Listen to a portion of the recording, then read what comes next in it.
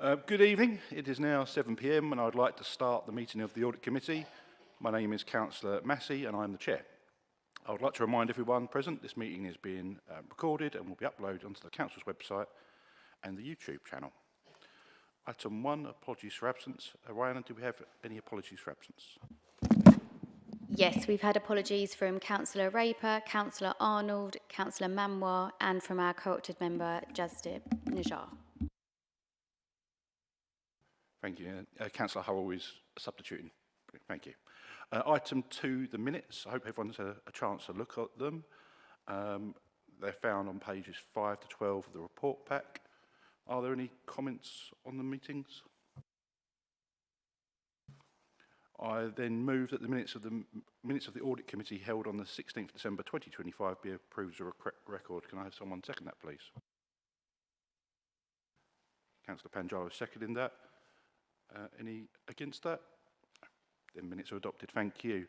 Item 3, I have not agreed to any items of urgent business. Item 4, declarations of interest. Does anyone wish to declare a declaration of interest?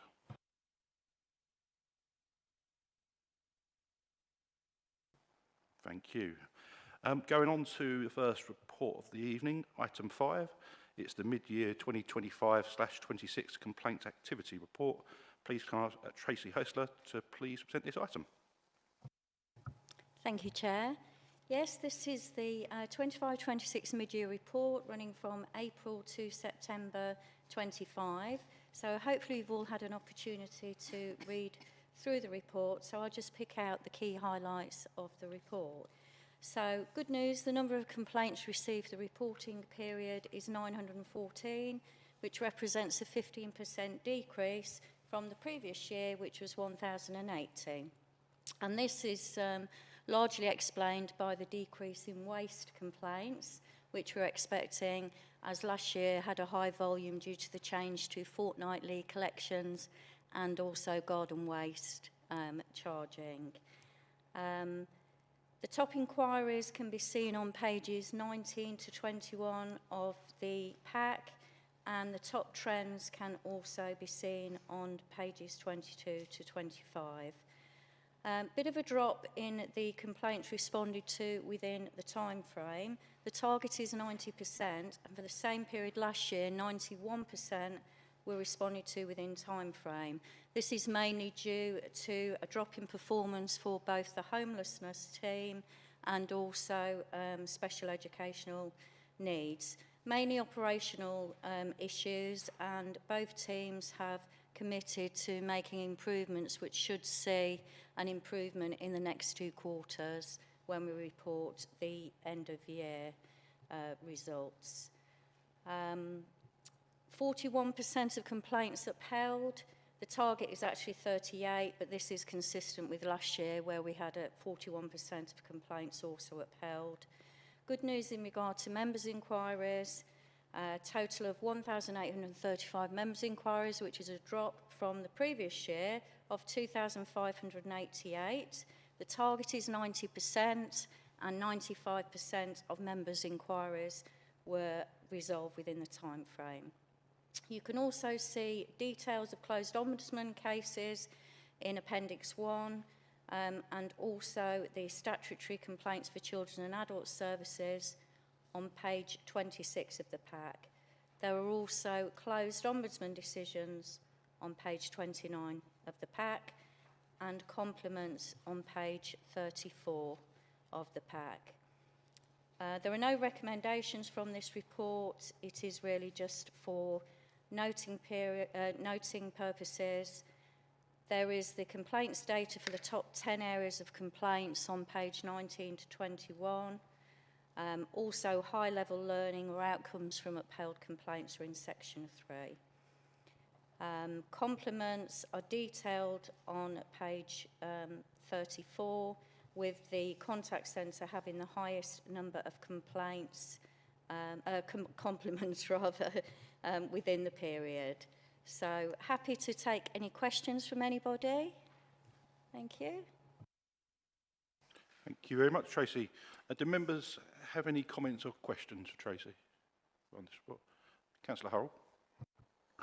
Yeah, I just sort of say about the complaints for the contacts, the compliments. I've done the same for the contact centre. That's really good to hear because as councillors, we are concerned that the phone call is diminishing, sort of thing, because everything's online. So it's really good to hear that the compliments are for the contacts, which is online, obviously, phone call, obviously. So yeah, I just wanted to say that. Thanks. Thank you. Appreciate that, Councillor.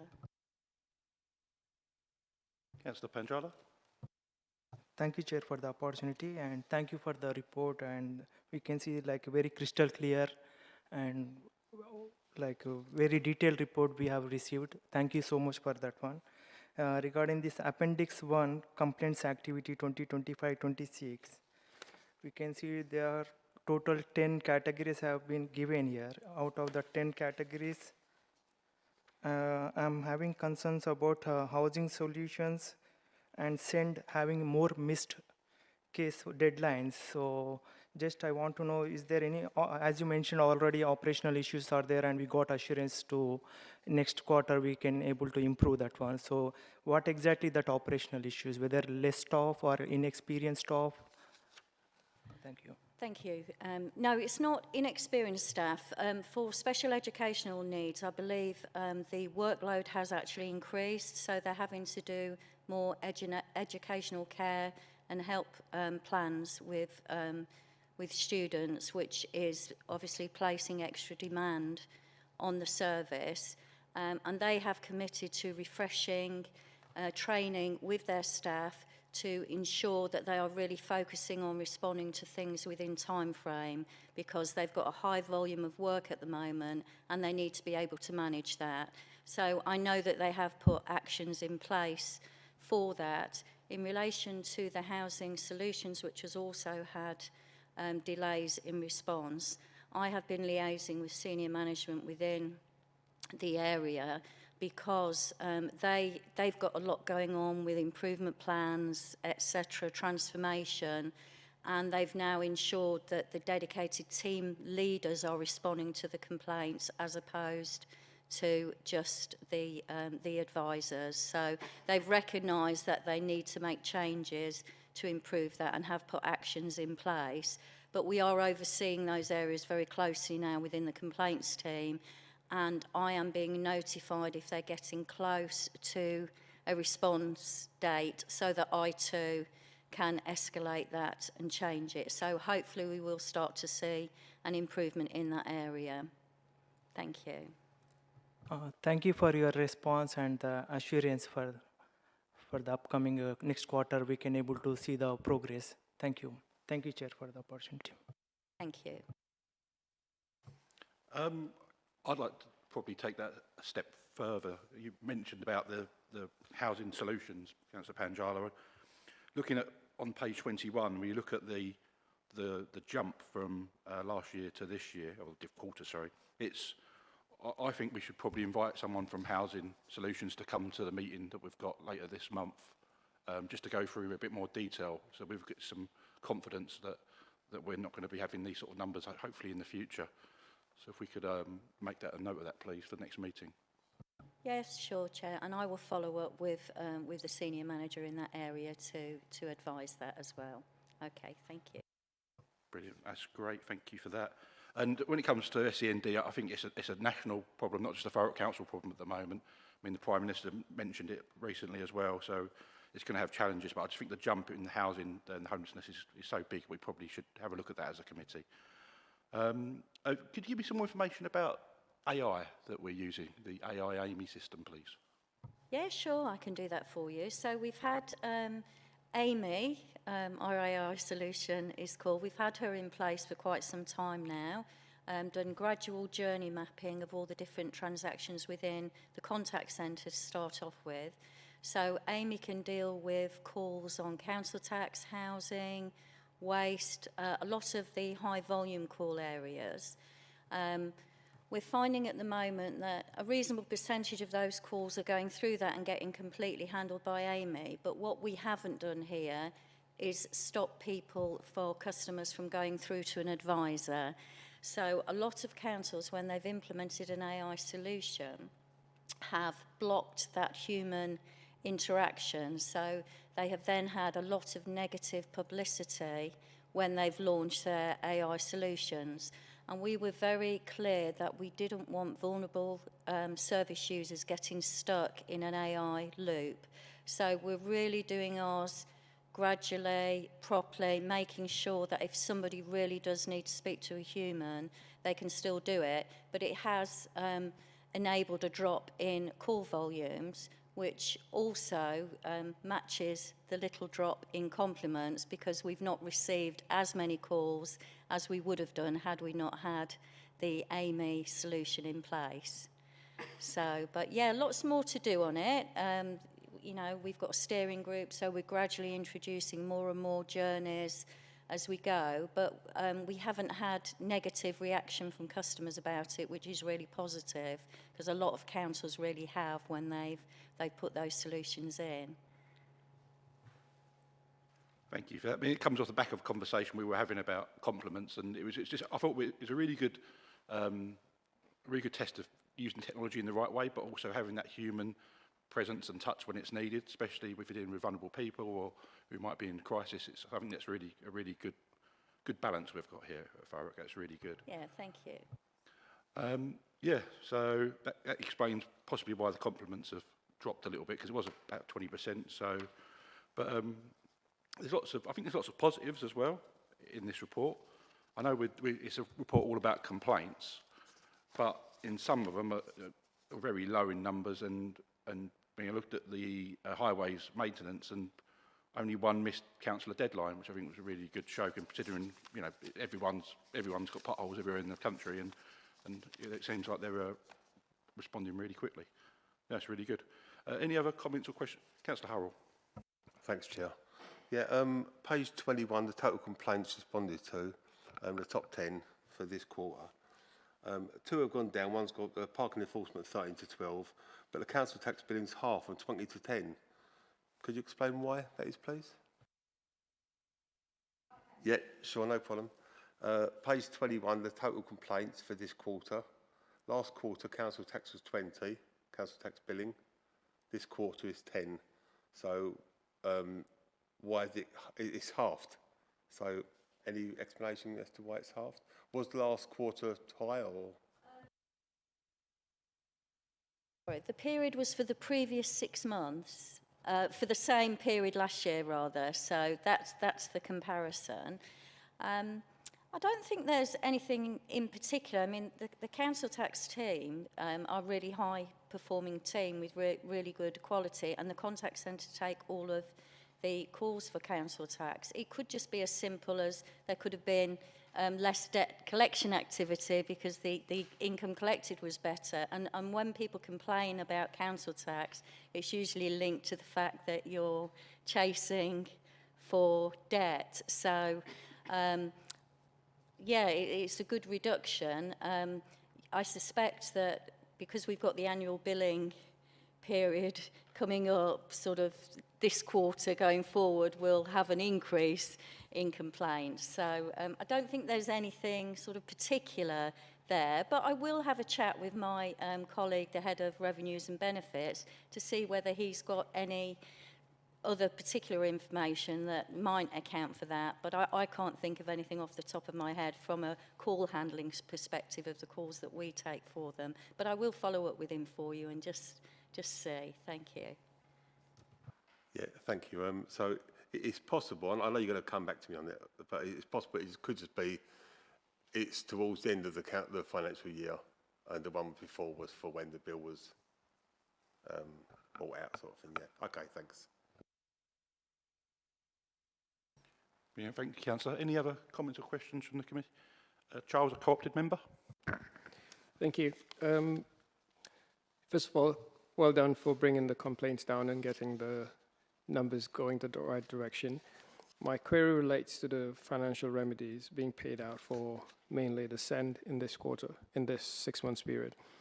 It seems to be a larger, not so much volume, but amounts being paid out. What action is being taken to possibly intervene earlier to make cases not escalate to this point where substantial amounts are being paid? Thank you. I think it's all sort of linked to the same issue with the volume of complaints going up within the SEND department and not having the capacity to respond as quickly because of the increase in workload. And when cases are getting referred to the Ombudsman in that area, that there is justification for delays, etc. So I think it's all sort of part of the same problem, where there is an increase in the volume of work and they've had to find different ways to deal with that and meet that demand.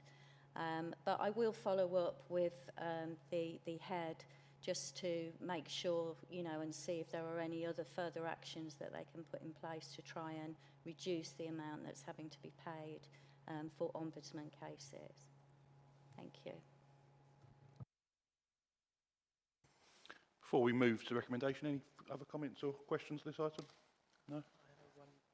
Councillor Panchal? I want to highlight about the clean and green. Do you have any enforcement to control about litter and dog foiling? Because people are having like council is not taking care about, they can't see any enforcement in the area. Do you have any enforcement in place? I would need to check with the service area in response to that, councillor, but I will follow up and make sure that you get a full response to that. It would be unfair of me to comment because I'm not sure of the response to that question. Thank you.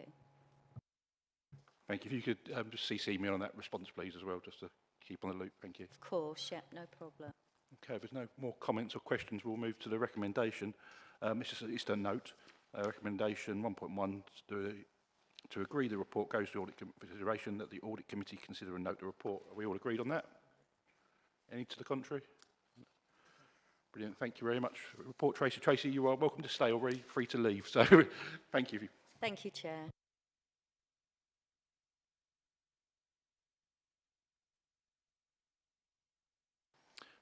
Move on to item 6, which is the mid-year information governance report, April 2025 to September 2025. Can I please ask Rachel Steele to present this item, please? Evening. So the mid-year report will show that the freedom of information requests we met 85%, and with the data protection subject access requests 87%. The report goes on to give an examples in Appendix 1 of the service areas and the percentages of their compliance. You'll see, for example, property and facilities management was the lowest of our percentages. I have been working with them to improve that statistic. So they've had quite a high turnover of staff in that area. Excuse me. And when we've sort of reached out to individuals, we've established that, you know, they're no longer there, etc. So we're working with them now. They've got a plan in place. We've given them additional access to the system, etc. And we've got objectives in place for that to improve. So go on to show that. We've got 71% of our environmental information requests were answered on time, and 100% of our internal reviews for that area. The report goes on to detail information around security incidents, so data breaches that we've had, and they're detailed there for you to consider. I won't go through them all. And then we've got some information with regards to our transparency requirements, the information that we're due to publish as an authority online. Part 6 will cover the records of processing activity, so all the systems that we have and the agreements that we've got in place with regards to those particular systems and the data that they contain. Excuse me, I've got a very irritating cough. And then point 7 with regards to the outstanding ROPA work. And lastly, I believe, data protection impact assessments are point 8. So we've had 25 DPIAs that have been processed and closed between April and September. There's still a large amount outstanding in that area, but they are service dependent. And then some records management activity. The actual records management area doesn't fall within my team anymore, so I'll be asking if it's appropriate that that's moved back to ICT where they currently sit. So and that's it. I'm happy to take any questions. Brilliant. Thank you very much, Rachel, for your report.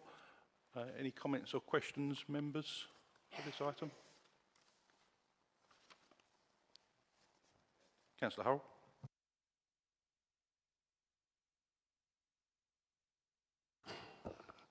Thank you, Chair, and thank you for the report. Just the one really, the page 41, report freedom of information and environment information regulation based on the top 10 areas. Property and facilities management, the lowest one, 22, freedom of information is closed, 59% responded. I think you said, or it's in there, that 90% is our target for our all departments. That is the lowest one. Can you explain why that's so low, please? Yes, so property and facilities management, we have been working with them because they've got, sorry, I can't see with my glasses on.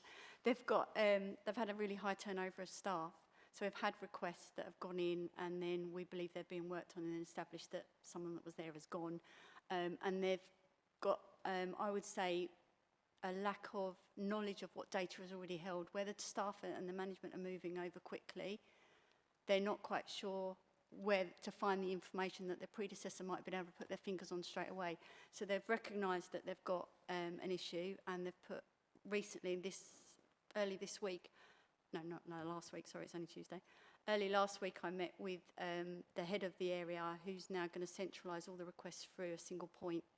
And they're going to keep an overview of that so that they can, one, replicate the backlog that they've got at the moment, and two, deal with current ones and more efficiently. So then we're going to review that in about a month or so just to see if actually what they've put in place has made a difference or whether it is still the fact that officers are getting allocated FOIs and not actually responding to them for other reasons.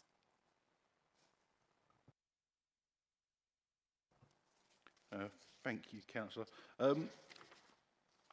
We talk a little bit about subject access requests, SARS as they're called. Is generally, are the numbers up on previous years for that? I think we're reporting on it differently. So at the moment we're reporting on the fact that we have, I think it's 35 off the top of my head, that have applied and then not provided their data with, so they had to provide ID or they have to clarify certain points if it's not clear what they want. So if they don't do that within a certain time frame, that's automatically closed. So we wouldn't have reported on those before, but actually they still take up time and effort, so we've included them this time. I think volume-wise they haven't increased. What they've done is they've become more complex. So I think where people understand the rules and their rights a little bit more, we're getting more complicated questions and it's taking more time to find the data, and basically we have to read it line for line and redact it appropriately so that we only give out what is necessary, and that is taking its time. So that, and if we get a large social care, well, we've got several large social care requests that span decades. You know, our requirement is to reply within 3 months for a complex subject access request, but actually it can take several months to even read it if that's the only thing we did, which obviously is not the case. We have to juggle various activities and requests and deadlines. So. Yes, Helen. Sorry, Councillor, if I could just come in on that. The information governance team sits within legal and governance, so within my remit, and I just wanted to expand a little bit on those SARS requests. As Rachel said, you very often have a lot of historic data that then has to be reviewed very carefully to ensure that redaction happens. Those requests can of course run to numbers of documents, but also thousands of pages, and they have to be manually looked through by officers line by line. As Rachel's identified, it is a hugely complex and time-consuming task in quite constrained deadlines with, you know, finite resource. We are actively looking at whether there are digital tools that can assist us in that redaction exercise at the moment to see whether we can release, obviously, the officers in that team onto other work. It will still need that human oversight, but we are actively considering at the moment what tools there might be to assist us in that process. Thank you.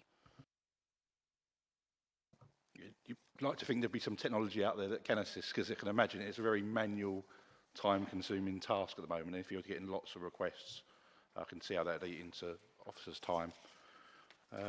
But yeah, and what Councillor Hull picked up on properties and facilities management. It seems that we had that come to a previous audit committee in terms of the amount of complaints that team sometimes encounter. So if they're struggling with resources, that's not going to help us. So I think I had one last question as well. Just try and find it now. Oh, I was just going to ask, there was recently, I know some of my residents got letters in the post about a planning application and it had incorrect people's data on that. Would that be recorded the same way that these have been recorded in here? Yes, so that has been recorded as a data incident. The only, I was going to say positive, it isn't positive. The only element of that sort of downscores the breach and stops it being a serious incident is that the information regarding the names and addresses of those people within the planning is already publicly available in the consultation area. So at the moment, we are still working with planning to identify how many people got the wrong letter. But for example, I may have got 6 copies of the same letter to my address, but with 6 different names on it. And yes, that's incorrect and it was an error, but those names and the actual names will be online already and for people to see their accurate address. So we're trying to work with them to see if they can reproduce their original list that went wrong. So what usually would happen is they would do a reply through their system and it would send a communication by letter to all the people that had consulted. The number of consultees on this particular example was so big, the system couldn't cope. So what they did was they did a mail merge and someone volunteered to do a mail merge and a workaround to enable to get something out, and somewhere within that mail merge it went wrong. So they're working with the the supplier, to ensure that 1, they can deal with bigger consultations. 2, they are looking at why the mail merge went wrong, and they sent out a communication apologising, and I believe they put something online, and it was brought to our attention to log as a data incident. So we're following our usual internal practices. It will appear in the next report, because obviously it was after this one was produced. Yeah, brilliant, thank you for that explanation. I think with organisations of this, of a council size, you're always going to have the human element where someone pushes the wrong button or turn something off rather than on. But then also when you've got system failures and IT gremlins and things that can go wrong like that, it doesn't help. And we're always going to have these things. The important thing is that we're recording them correctly, learning from them, taking whatever positives we can, and just hoping not to do the same problem again. But no, thank you for that detailed reply on that. Any other comments or questions? Charles, please. Thank you. Referencing the Appendix 5, transparency databases, you've got gender pay gaps, senior salaries, organizational chart, land, local authority land, brownfield site grants, all got 2025 publication dates. Have these been published?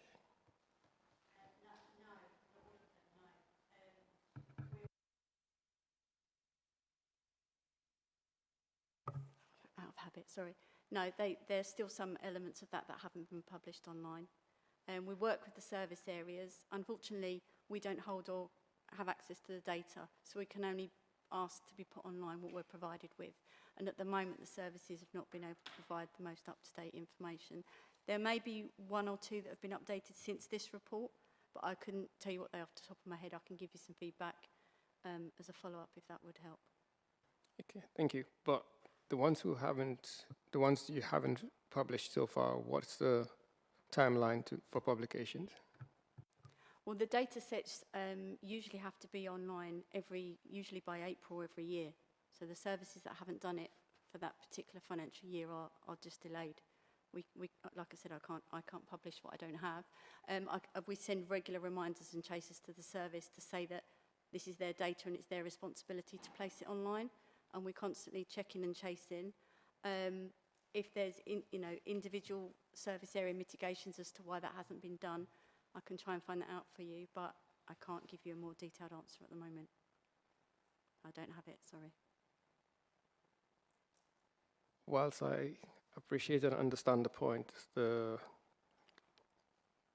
doubt for me is the fact that we're about 2 years away, 2 years behind on some reports, and it doesn't look good that some reports are not up to date for 2 years, and not much been done towards getting them on the publication, apart from just chasing and speaking to people. But there has to be some way of getting the information data updated at a particular date by particular dates.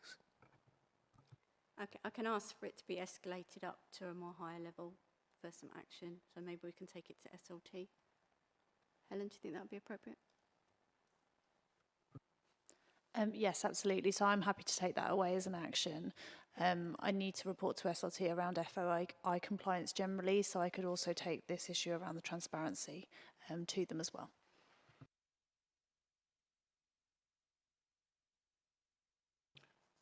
Charles, are you happy? Yeah, Councillor Hull. Thank you. Before I say my other bit, I'll go back on what Charles said. Social housing, last publication due date 30th April 22, so it is 4 years behind nearly.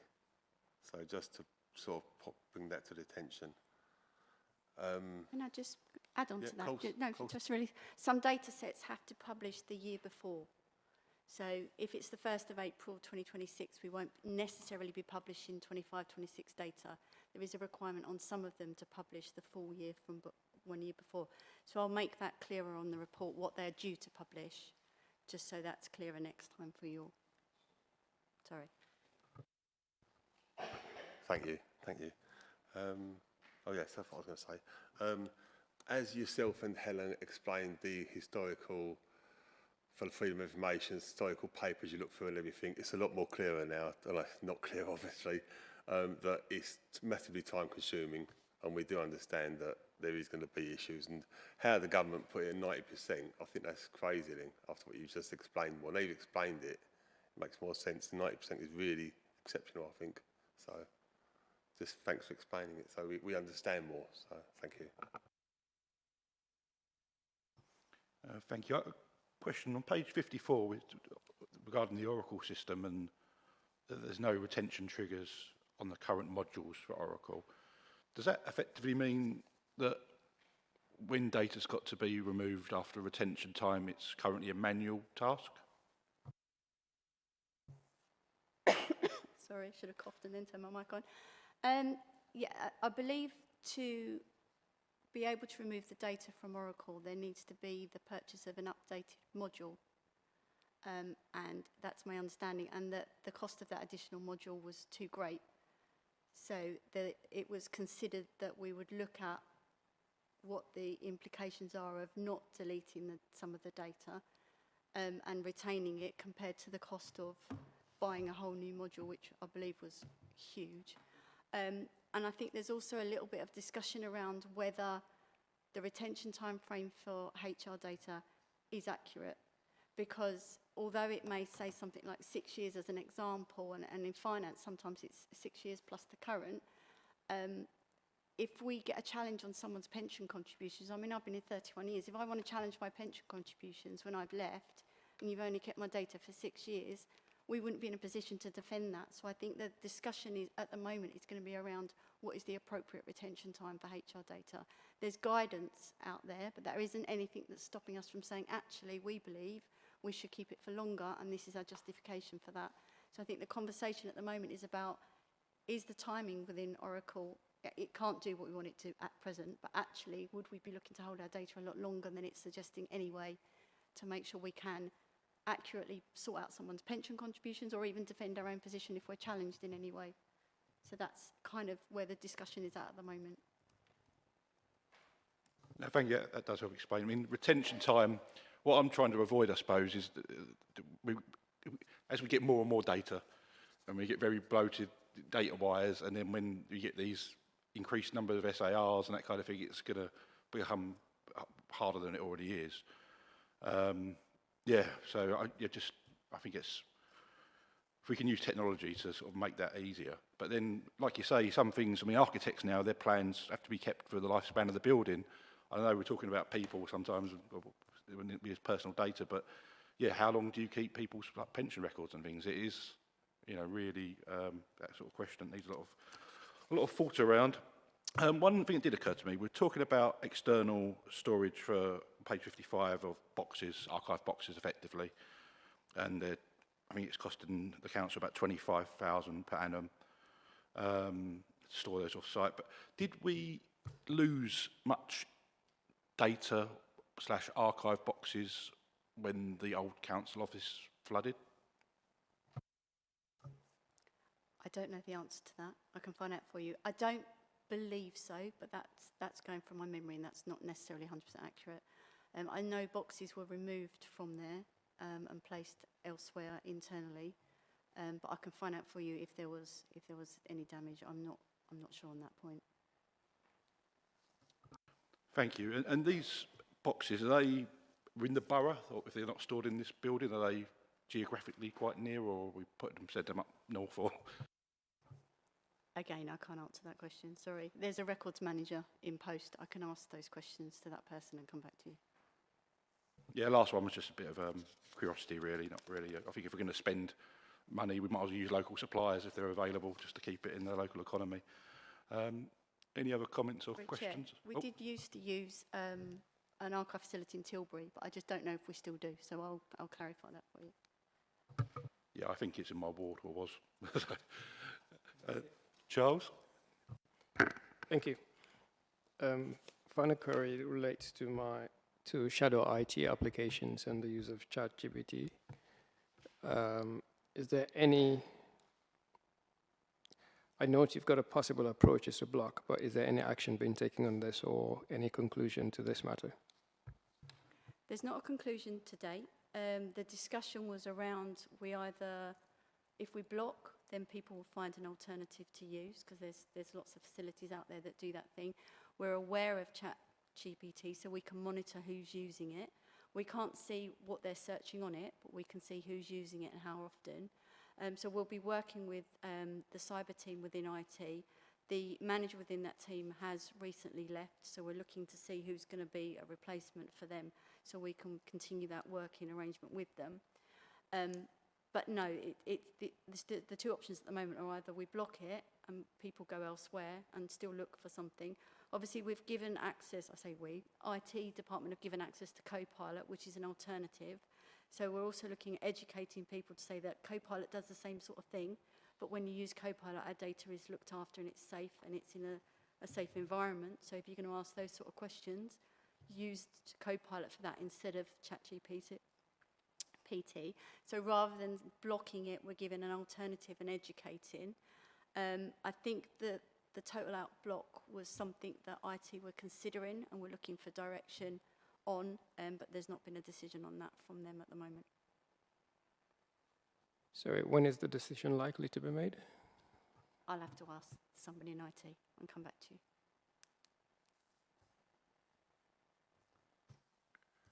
I think a lot of this is going to be around the culture as well of the council, because we talked about ChatGPT and AI now being used. Pretty much every business that's got tech is using AI on one level or another, whether they know it or not. And there's nothing, you can block ChatGPT, but there's nothing to stop someone picking up their own personal device and still using that service, even if they're on the corporate Wi-Fi or not. So it's just about having that right culture, like I say, through training and advice and just sort of making sure that as an organisation we're being responsible with these data tools, because we want to keep that data safe, and it scares the life out of me when I read about no audit capability, no monitoring, no technical controls on something that's so important. I think that's something that we do need to have oversight of. So yeah, it's to get those things in place as soon as possible, I'd say, as a comment.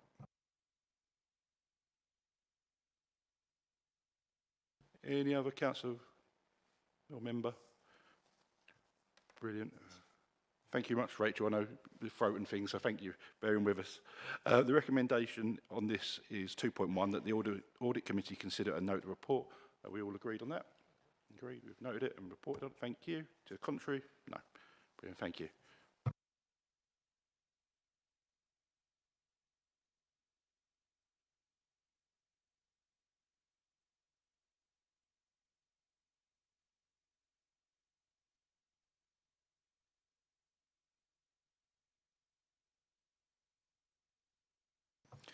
We're going to move on to item 7, which is the annual governance statement update.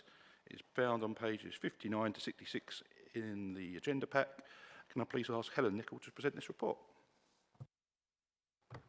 Thank you, Chair. Good evening, councillors. So, as you'll know, the council is required with its statement of accounts each year to report publicly on its internal control systems. And you may recall that we do this via the annual governance statement at Thurrock Council. And to the meeting on the 11th of August last year, we brought a copy of Thurrock's 2024-25 annual governance statement to you. And part of the feedback from members at that meeting was for us to provide a mid-year update, so you weren't then presented with the 25-26 report at some point in the summer of 2026. Specifically in relation to the actions that had been identified in both the 2023-24 and 2024-25 annual governance statements. So essentially the purpose of this report is bringing back those tables to you with updates on the actions. And these can be found in paragraph 3.7, which contains a table on the 2023-24 update. And then at paragraph 3.8 is the table on the 2024-25 action plan. And it's the last column that you're looking at. So essentially it sets out what the action was, the information that was in the 24-25 annual governance statement, the status that it had been given at that point when we presented to you last August, and then it's the final column that provides you with the update on activity that's happened since that time. Just one change since drafting of this report. So in paragraph 3.7, there was an action from the 2023-24 annual governance statement around the development of the local plan. And the update on that was that it was going to, the draft plan was going to Cabinet in March 2026 and place overview and scrutiny beforehand. I understand that as a result of the fact that the elections have been announced since then, that is being pushed back into when the new administration will be looking at this, I think in probably around June 2026. So that's just the update, but that's obviously changed very recently since drafting of this. I'm very happy to take any questions on that. Thank you.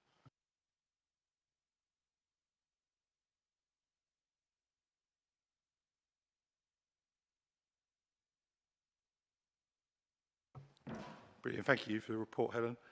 I know the reasons because you just explained it really well, but I'm really disappointed to hear that local plan has been delayed yet again.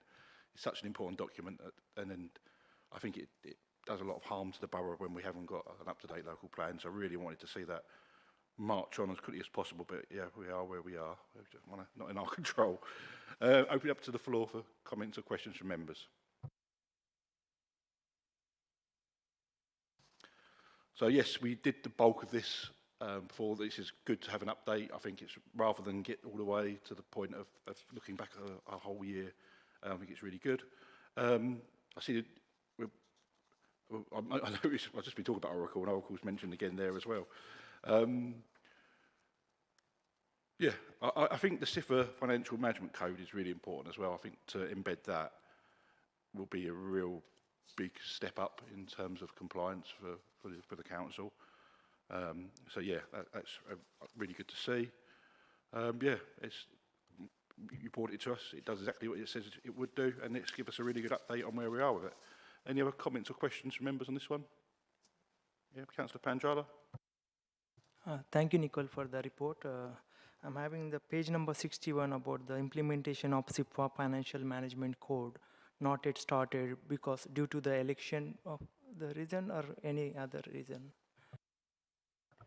So the not yet started was the rating that it was given in the annual governance statement last year, but the column at the end, the final column there, says that work is now in progress.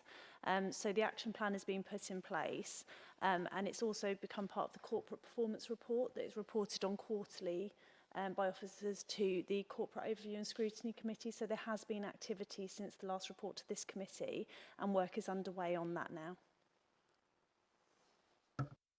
When can we expect fully implementation?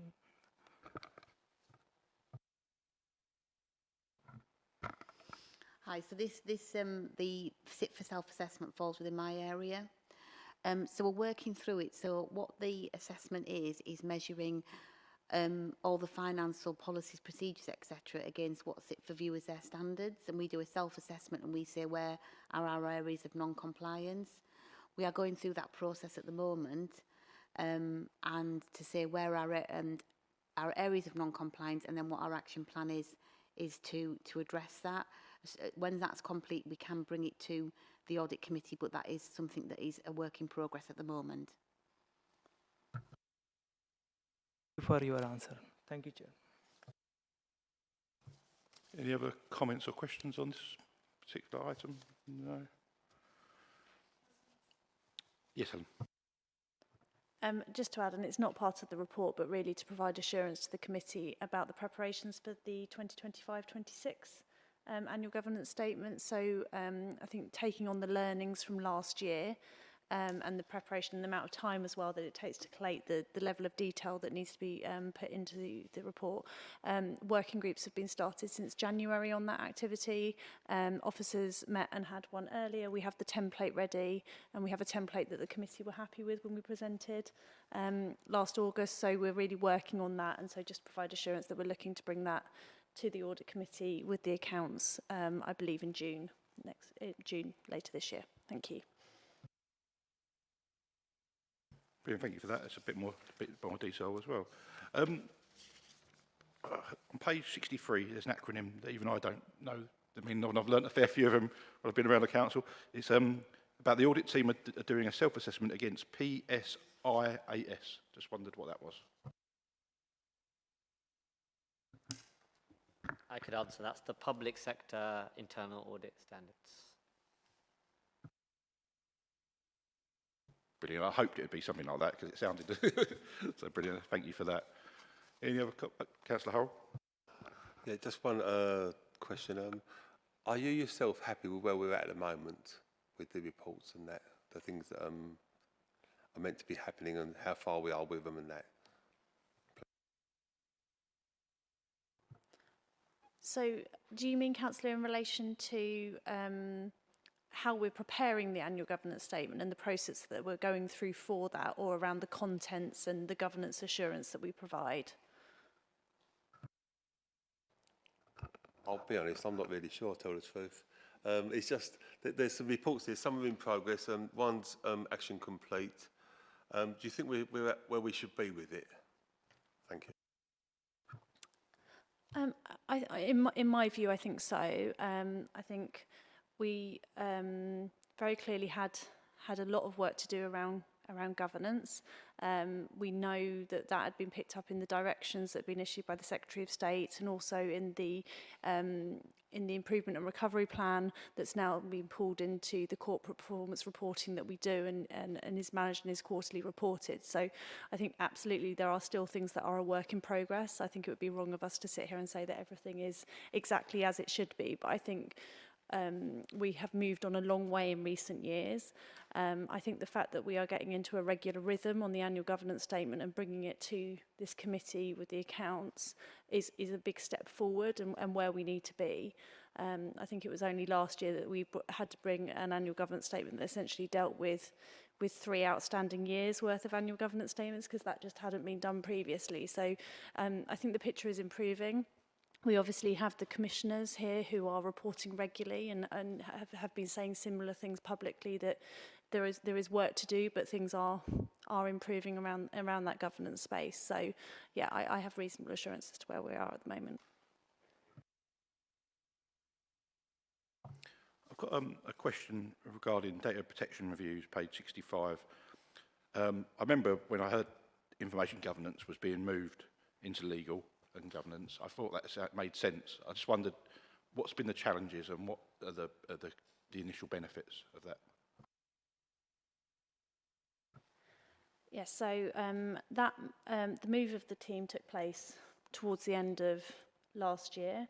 I think in terms of it's allowed for shared learning across those teams. There's some commonalities between the teams, particularly around sort of if you've got freedom of information review, for example, that can I know the head of legal has assisted and has done, a freedom of information review where that's needed. So it builds in some of that additional capacity.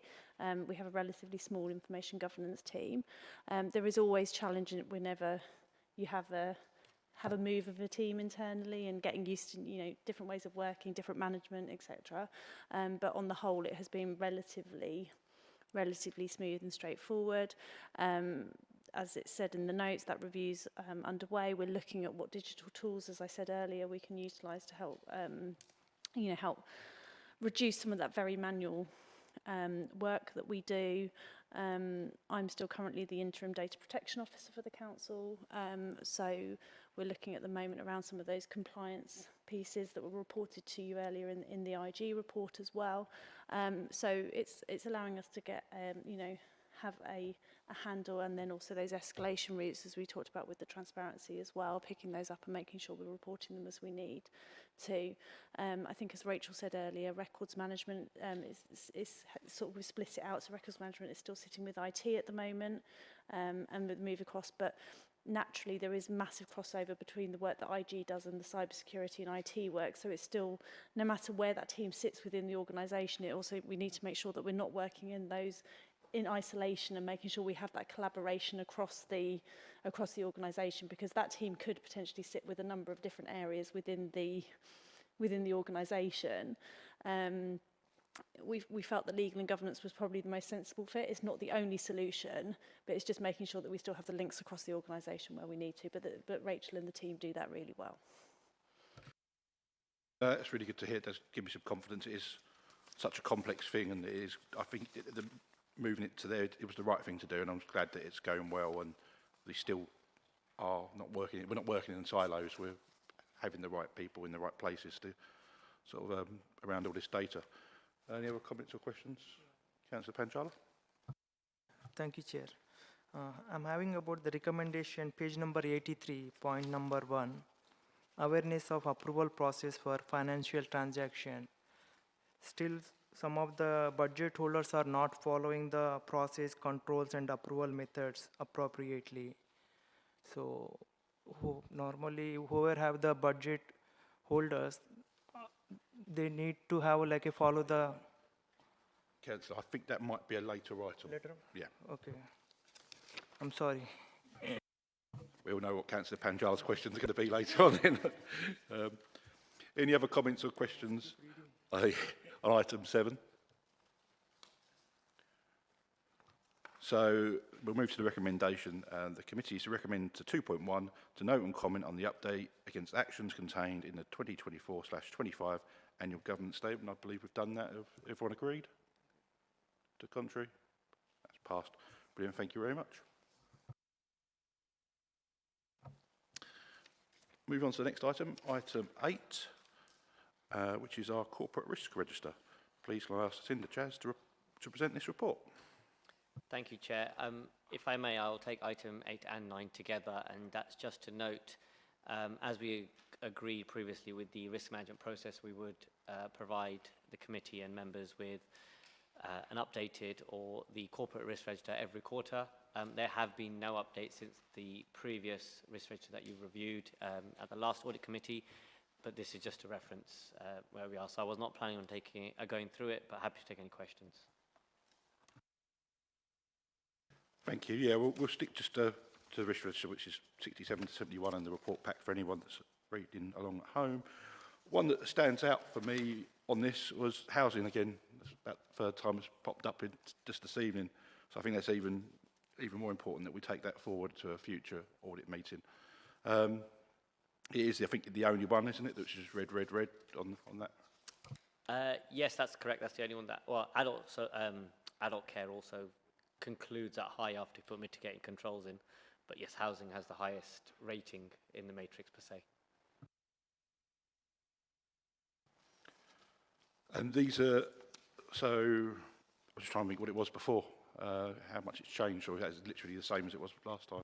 This is the same register that you would have seen at the last meeting. That makes sense. Any comments or questions on this one? Councillor Hurrell? Yeah, thank you, Chair. Thank you for your report. to do with the same one, the housing one, when I was portfolio holder for 190 days, that got pointed out to me. I stepped down in November. Anyway, the housing, I was assured that with the homelessness and temporary accommodation, they are very confident that they can, what's the right wording? They can deal with it without it being too much of an issue. I did question them at the time about it, but they filled me with confidence that this would be okay. So let's just hope that they're correct on that. I'm not saying they're not correct at all, not for a second. I'm glad it's read though, because it is a major importance that this is done without too much cost and without too much reputation damage, and obviously to the persons themselves, that they're looked after properly. I just wanted to make that comment, and do you have anything to say about it yourself? I think, yes, the comment makes sense. I mean, I think it's quite aware across England there's a struggle in terms of temporary accommodation and the capacity to manage that. So yes, there's also been a large change in the housing department, and they are working through structural changes to ensure that they provide the best service they can. So yes, at the moment, I think what's on the register is appropriate, and your comments are noted as well from our side. So. Can I go back, Chair? It's not on housing now, it's just the first one about adult social care, yeah. I'm a little bit concerned because with the mitigation controls, it's still, the risk rating is still high. It's high before the mitigation and still after. Do we have, could there be any more confidence that it could get down lower? Or we want the rating on here to be transparent and open, obviously. We want it to be clear so we know ourselves it is a high risk. But I'm just hoping it's not going to be that high. But do you have any comments on that, please? Sure. Could I just confirm, was that adult services that you mentioned, the first one? Social care, yes. First one, yes. Perfect, yes. So it drops from, I guess, the matrix of likelihood of 4 to a likelihood of 2 and an impact of 4 to an impact of 3. And that's based on those mitigation and controls. The way that, as you can imagine, this is a subjective process. However, management consider this on a quarterly basis, and if there are any other mitigation or controls they can put in place, or they work through that, go through senior leadership, they would include those, and that might change the risk rating eventually. But attached to it, just after the register, you will have the matrix section, so you can see how far it's moved. It's just the way that the scoring is done. It might sit in the high, but it could be a low high per se, but it's still sitting in the high number.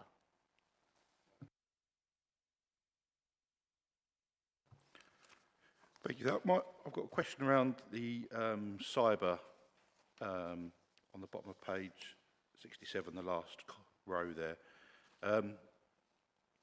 It says about proposals to strengthen through restructure TBC. I don't like TBC. I'd like to see a quarter or a year to aim for.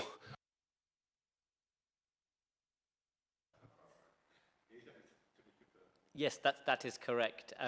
I will take that back and request that the relevant directorate look into that and see if they can provide a date. Thank you for that, Jazz. I know we're going into cyber later on another agenda, so I thought it was just a good time to bring that up. Okay, any more comments or questions on the risk register? There's no recommendations for this item, so if there's any comments or questions, we'll move on. Thank you. Moving on to item 10, it is the internal audit update, and it is Jazz again for this one, and it is found on pages 75 to 180 on the reports pack. If you please present your report. Thank you, Chair. So I will focus on page 75, which is the overall update. So just some good news. The audit plan has been completed for the year, so for the 25-26 year, which is slightly ahead of schedule.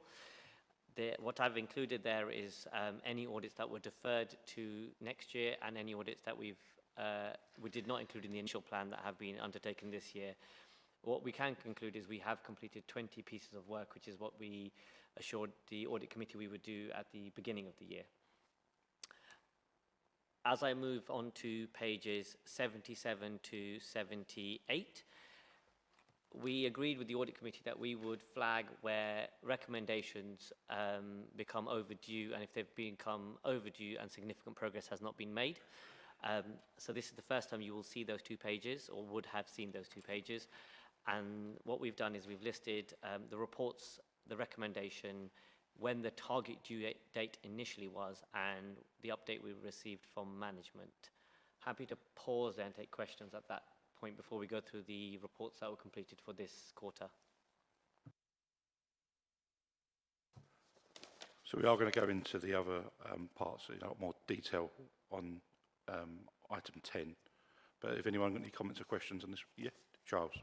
Thank you. On page 77, on the recruitment in progress, has that been finalized or is it still an outstanding matter? Apologies, could you repeat the question?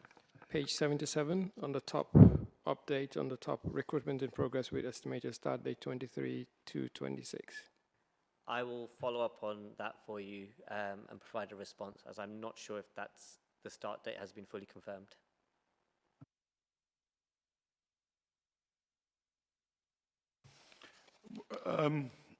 In relation to deferred ones, financial stability, budget management, savings assumptions and plans, performance and management, dash employee, what's been the primary reason why those 4 are being deferred until 26-27? So the reason we've deferred them is so we understood, well, the primary reason for the financial ones was we understood the pressure that was on the finance team. And they were making significant changes. Significant changes that were from an older regime where the processes were not up to standard, in essence. Us coming in to look at those would probably have provided you the same information that you've already seen in the previous year's reports and reports that they've seen from commissioners as well. In relation to performance management, there was an overall reworking of how performance management and how management will be rating colleagues, and we thought it best to wait for that process to be implemented before we review it next year. Thank you for that explanation. That does make sense. Still a lot more limited assurance that I'd like to see, but it is what it is. It's their idea of the audit. How are we doing with JCAD? We're going to do a bit more detail on that, about how the implementation's been. Of course. So with JCAD, that's your risk management software that we've used this year. So it's been successful so far. Management have the uptake of it across the council has been really good, and it's been able to extract data a lot quicker to be able to present to members, and if we have any queries through senior leadership team, we can track how risks are treated, how they're controlled, how processes are updated, and this all links back to internal audit and how it feeds into the processes and controls. So yes, in overall, it's gone through really well. That's good to hear. That's, I know there's a lot of talk about it before, and it's good that it's actually live and doing some tasks for us now. Any other comment? Charles, please. Thank you. Referencing page 78, you've got capital expenditure limits and schemes of delegation. How likely are these to be met, to be completed by the March and April deadlines, given the fact that they've been pretty much 6-7 months out of date? So when we reviewed this, the target date was missed.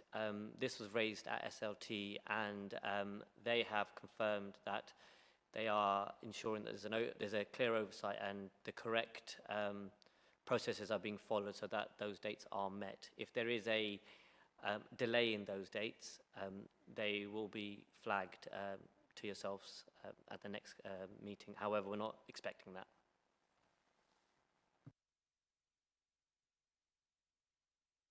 Councillor Hurrell? Yeah, thank you, Chair. Can I just ask a basic question? What is the difference between reasonable assurance and limited assurance, please? Sure.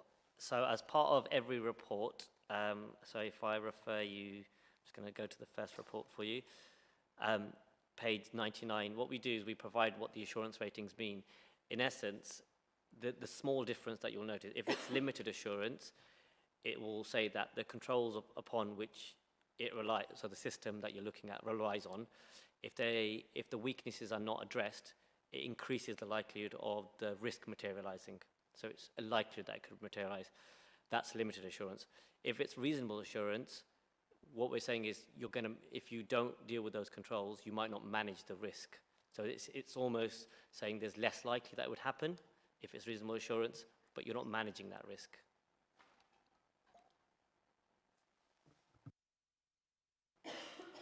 Answer your question, Councillor Hurrell? Yep.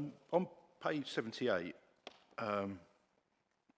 in a similar vein to what I mentioned earlier about I don't like to be confirmed and things that are grey areas.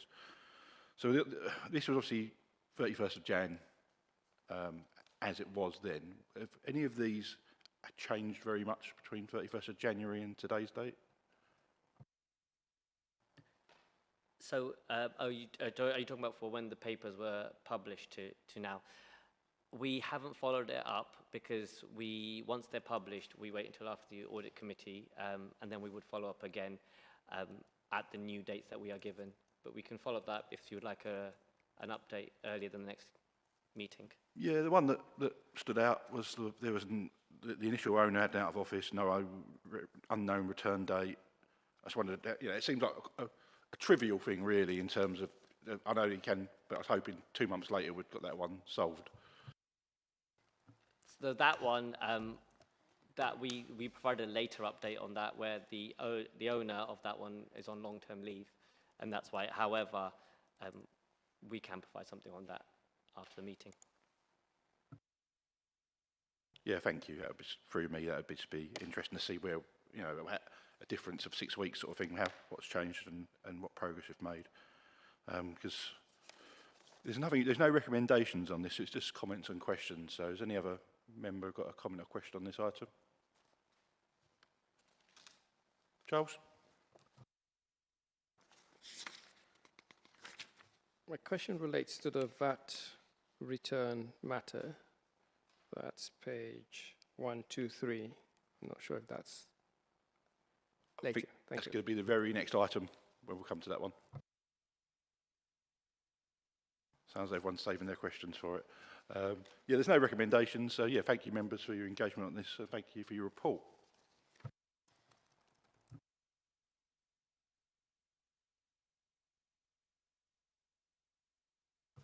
Moving on to the last substantial item on the agenda this evening, item 10, the internal audit update.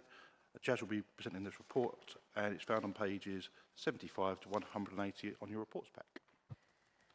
Thank you, Chair. So what I will do is I will just go through each report and then I'll pause, so take any questions per report. I won't go through every report in detail. However, I will just go through a quick summary of them. The first report that you will see, the key page is page 81. That's focused expenditure. For focused expenditure, we looked at a sample of expenditure across children's services, procurement cards, which in essence are credit cards that are held by certain members of staff, and direct debit and other similar fast payments that the council make. From that, we've concluded on limited assurance, and we've noted 6 high recommendations and 1 low. I will pause and then take questions and assume the report has been read. Thank you for the report. I must admit I had a feeling of deja vu, and when I read some of these, when we looked at internal audit for expenses claiming at an audit meeting earlier this year. Yes, it's not good, is it? I really am concerned when I see some of the things that have occurred, and we look at things like the purchase cards. I mean, do we even have a list and know a number of exactly how many cards, who's got what? Because I just want to check these real basics, because it does seem like some of the basics are not being done? We do have a list of the number of cards, and just to give members some assurance, management, in line with this report and work they were also doing as part of their expenditure review, are looking at reducing the number of those cards across the council, and I think that's fed into some of the management responses in the report. I've got more questions, but I'll open up to other members. Charles, did you have a question on this? Yes, Charles. Thank you. Going back on page 81, still on page 81, yeah. Quite a few of the high recommendations seem to be things that probably would have been occurring in the past for quite a long time now. Is this a case of they've not picked up before, or is it just that it's still in the system and the system needs to clear off all of these? Because I'm worried the fact that a lot of these probably budget holders who are needed to be reminded of the importance of following procedure are things that have been inbuilt practices that have been going on for a long time.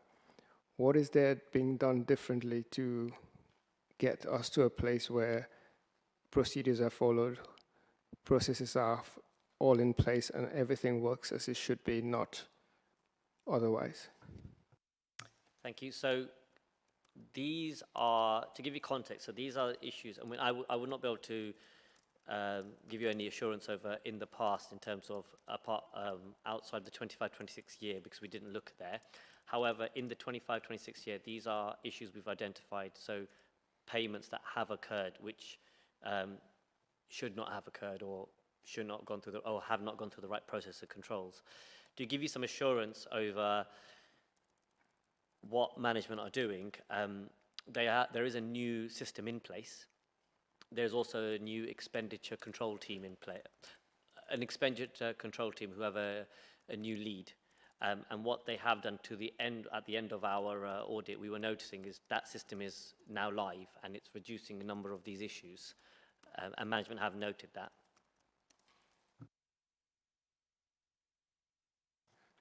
Will that improve the processes for next year? So by this time next year, when we're looking at this, we will be moving from high into medium, or is it just the case that it's going to take time to go through?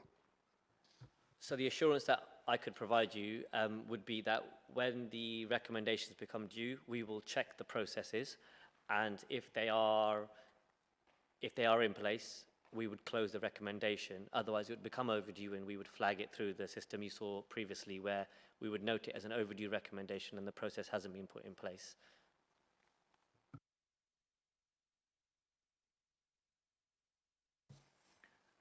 Any other member? Yeah, Councillor Horrell? Thank you, Chair. Thank you for the report.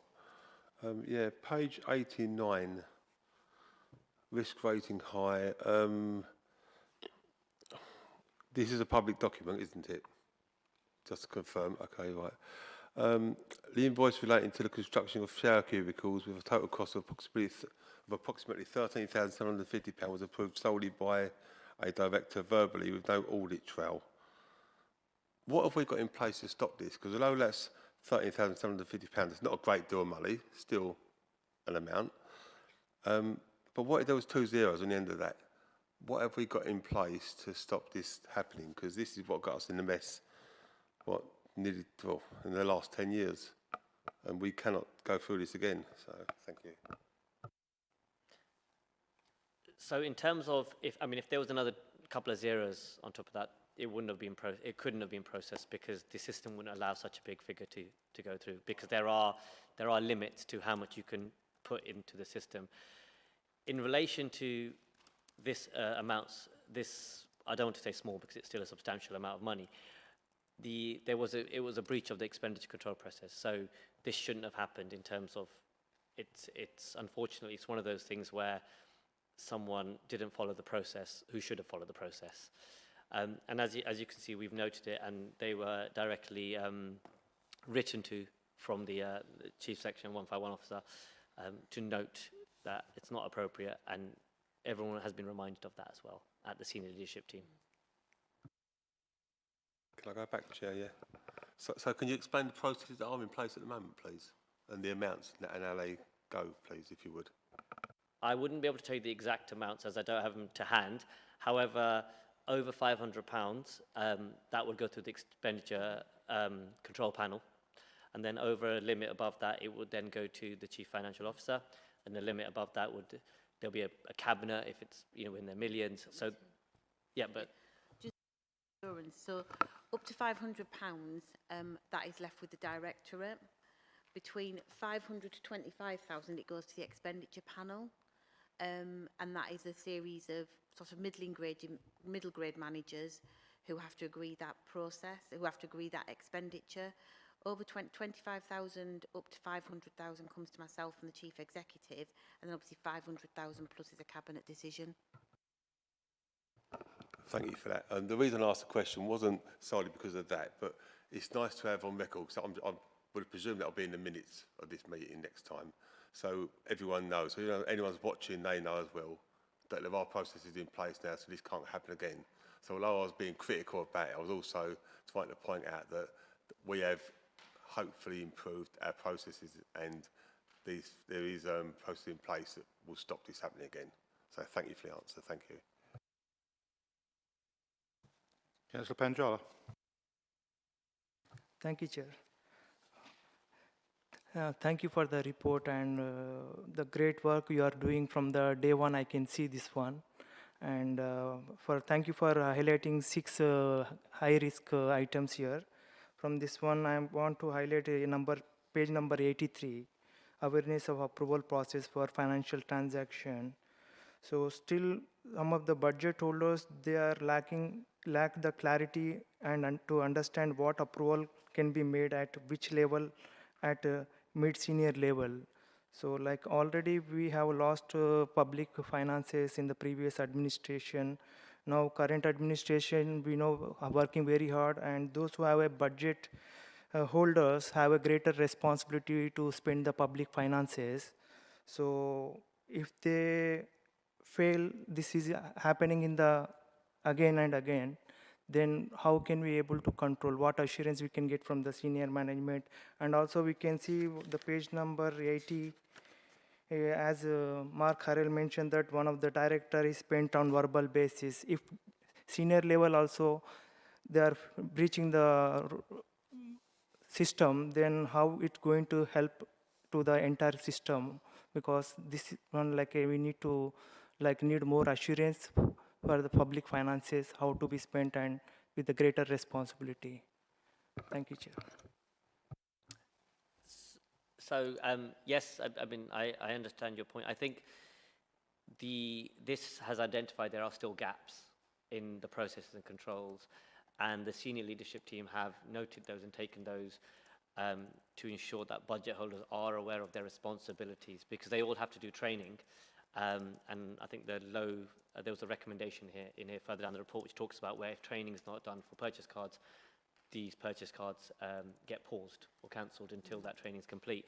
Now, in terms of budget holder spend, where they're not using purchase cards, or other areas of spend, such as the shower, there is still that culture of they haven't quite got to the point of where no breaches are occurring.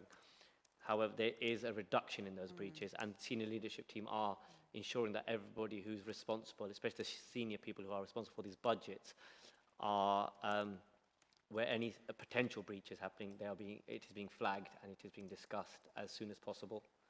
Unfortunately, no system will ever stop every breach because it would almost be impossible to reduce that risk. I know until we get a problem, we don't know, we cannot able to control. That is quite common. But after identifying, we need to have some action need to be taken in place so that people will know that one, if they breach the system, then what they're going to face, the consequences, they need to aware about that. Thank you.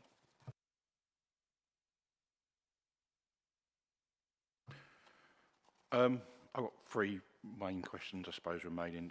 First one, page 86, section 3. I find that really disappointing that someone knew there was a limit and then used it multiple times to do chip away at 500 here, 500 there, rather than when the full amount was 2.5, and it'll be a whole different process. When someone knew what that limit was, and quite rightly, the actions, like it says there, once going forward, is either removal of the card or relevant misconduct procedure. Completely agree. I think, yeah,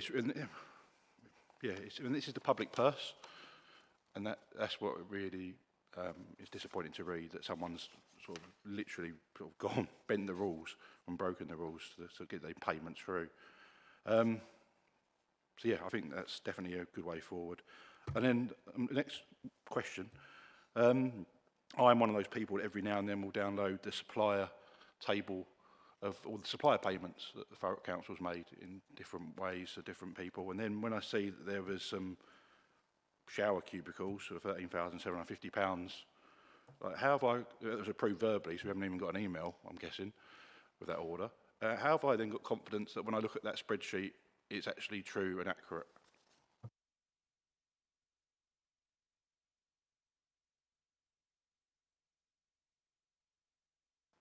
Could I clarify the question? So the confidence or the assurance you're looking for is whether the supplier list is accurate in terms of the payments were made appropriately on that list. If we've got, what if we've got no paper trail for this £13,750, how do I know then that it actually has made it on the supplier list? Because at the moment it would just seem that it was a verbal agreement and done, and the proper procedures were not followed. I understand. So you're right there is a gap there. The payment could not have been made until it went through it, because it has to still go through expenditure control. The dilemma with this one was it was approved, the cubicle was built, and because the service had been provided by the supplier, it would then have to be paid retrospectively. So you would still have it would still have come up on that. The problem that occurred, or the control mitigation that occurred, was it didn't go to the correct channels to make sure that it met the council requirements for a acceptable expenditure.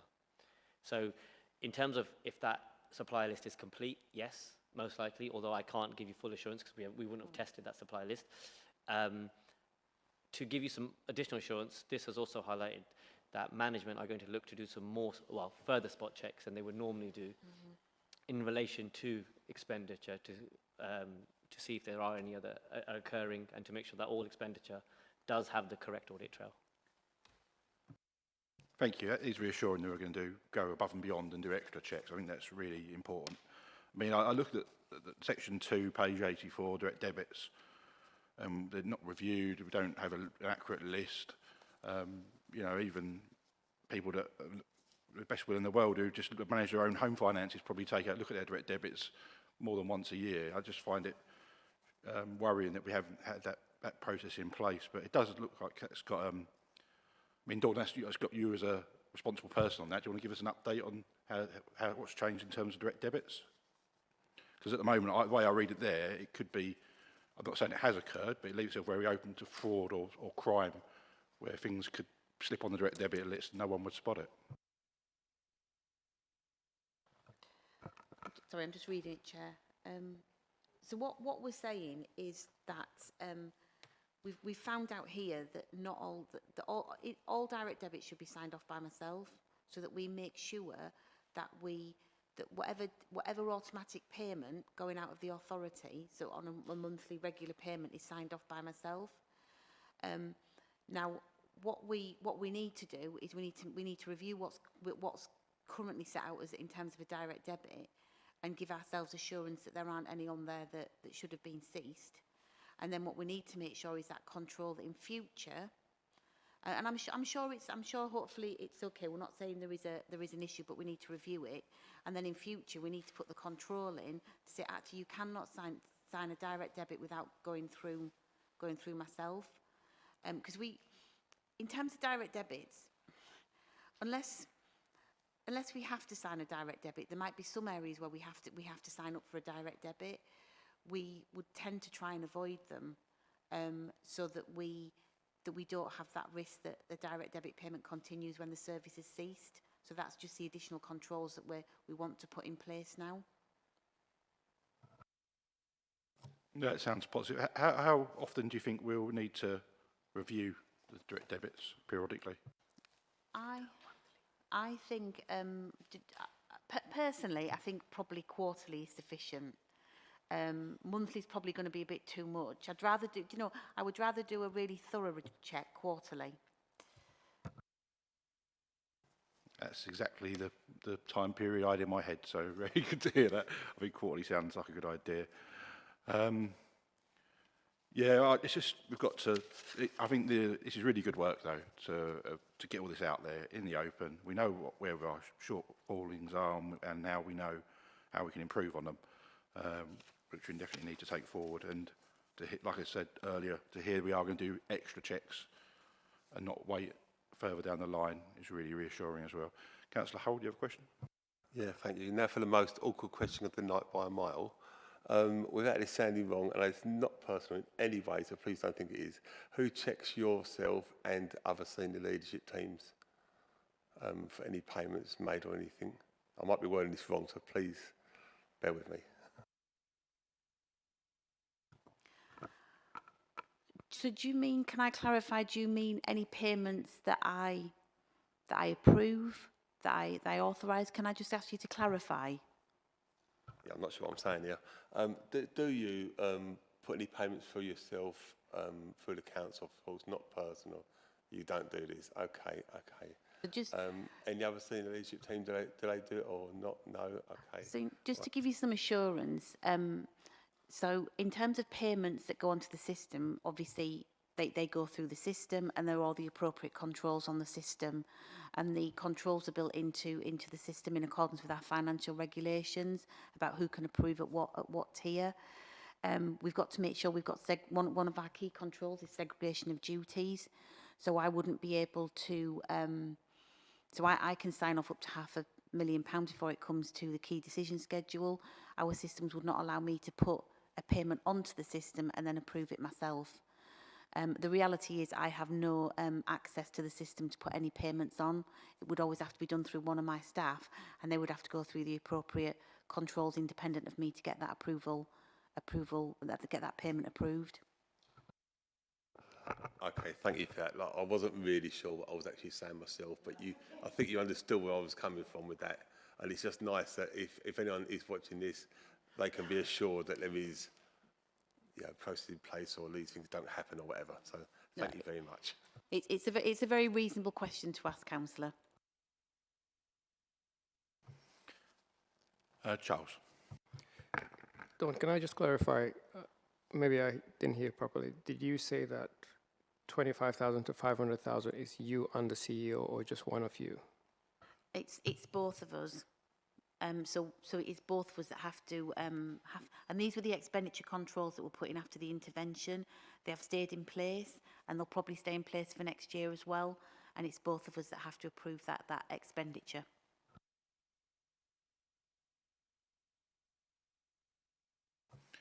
Any other comments or questions on this particular part before we move on to the next one? No? Thank you, Jazz. I think if you carry on with the next one, please.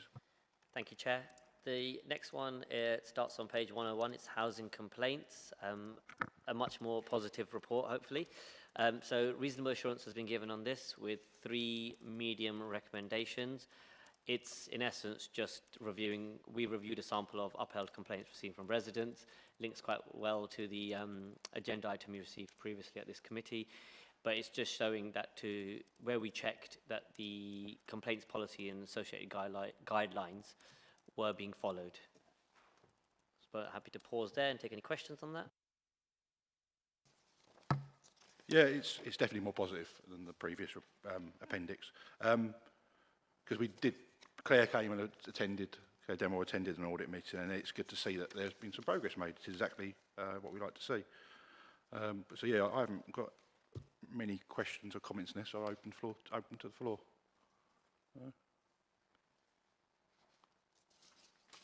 Nice to see audit working. Keep up the good work for that one then. We'll move on to the next one then, please, Jazz. Thank you, Chair. The next one is VAT. So the key page is page 117. Number of high recommendations on this area. we requested that we had a VAT specialist come in to help us go through this. As you can imagine, it's a very specialised area. As you can, to point out, this report came about because we noted that that management had not had a VAT audit done in a significant number of years, I think over 3 years. So it made sense to complete one. I won't go through each of the recommendations. However, they've taken it positively and they are implementing the recommendations. Happy to pause. Thank you. Can you give me an overview of what PwC's part is in this VAT for Thurrock?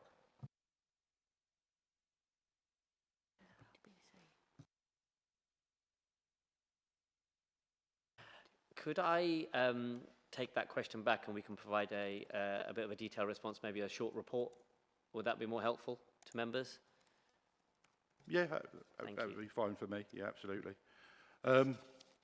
And just so I'm understanding this right, so have we not had a VAT officer in post for some time? No, management have not had a VAT officer in post, and I think that's where some of these issues have come from. Can I just? Yeah, I think just it's quite common nowadays for councils not to have specific dedicated VAT officers. What we do have, and this is quite similar to a lot of other councils, is you tend to sign up to get support from VAT specialists. So we've got things like PS tax, and I think KPMG might have been, PwC will have been our VAT advisors, but we are looking to change that because I think there are people out there that we can use. And that is what a lot of councils do now. One of the advantages of using one of these specialists like PS tax is that they are very much up to speed on all the VAT issues to help and support us. So I just wanted to get out there that not having a dedicated VAT officer, we do make sure that we have the appropriate support for the council on VAT issues. Thank you for that. When do we expect that to progress and actually be live? So management are looking to have most of these issues resolved by June this year.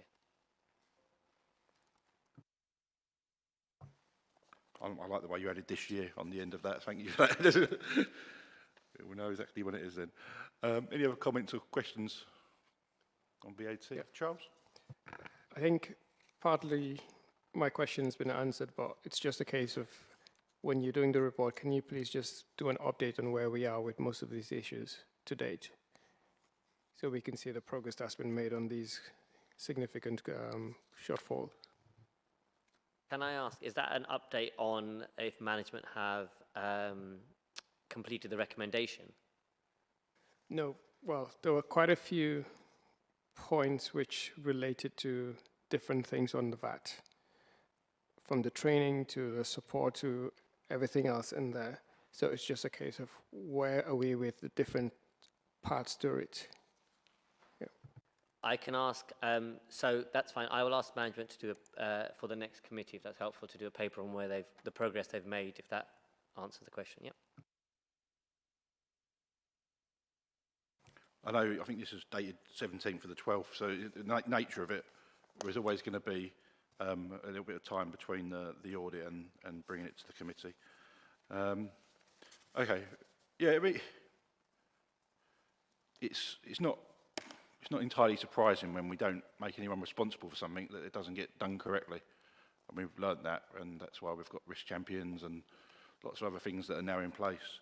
So I'm not surprised. It's not a great situation to be in, though. I just, yeah, we've identified it. We've got a plan. We're moving forward. We're going to have some new partners in place when it comes to VAT, and hopefully we can be able to get back on track with it. Any other comments or questions on VAT?